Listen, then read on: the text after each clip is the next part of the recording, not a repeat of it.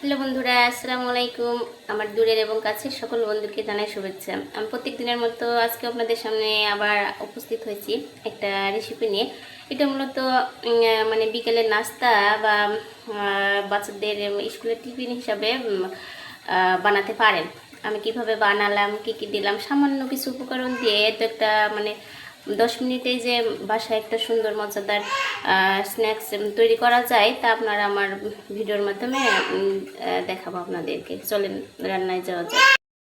তার জন্য যে আমি 1 কাপ ময়দা, কিছু গাজর ব্লেন্ড করে নিছি, আর মটরশুঁটি, আর হচ্ছে যে কালো জিরা, হালকা গুঁড়া মরিচ আপনারা চাইলে দিতেও পারেন, নাও দিতে পারেন। যদি ঝাল পছন্দ করেন তাহলে একটু দিবেন, তবে স্ন্যাক্সের মধ্যে ঝাল হলে একটু ভালো লাগে। পরিমাণ মতো লবণ।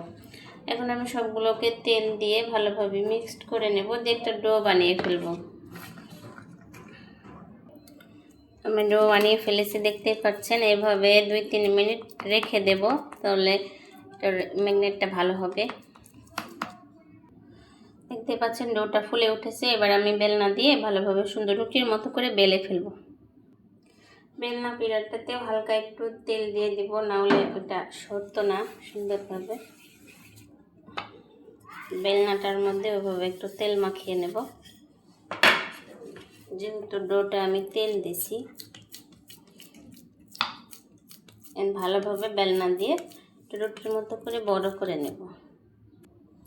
যে দেখছেন, এবার আমার বেলনা দিয়ে পুরাটা বেলে ফেলেছি। এবার আমি মাছ বরাবর এরকম আগে মানে সমানভাবে 4টে ভাগ করে নেব। যে এইভাবে আমি সমানভাবে 4টে ভাগ করে কেটে নেব। আপনারাও কেটে নেবেন। আমি 8টা মূলত বানাবো, এই পিসগুলো 8টা করব। যে দেখছেন আমি এভাবে চাকু দিয়ে 8টা পিস বানিয়ে ফেলছি। এবার আমি এগুলোকে এভাবে একটা মানে ডিজাইন করে ফেলবো। এইভাবে এইভাবে গড়িয়ে নেবেন, এইভাবে এইভাবে এইভাবে। এই যে দেখতেই পাচ্ছেন, এইরকম ডিজাইনটা হবে এইরকম। এইভাবে এখন আমি সবগুলো করে ফেলবো। আমার বানানো হয়ে গেছে, দেখতে পাচ্ছেন। এবার আমি ফ্রাই প্যানে তেলটা দিয়ে দেব, চুলাটা অন করব। তেলটা গরম হয়ে গেছে, এখন একে একে আমি স্ন্যাক্সগুলো দিয়ে দেব।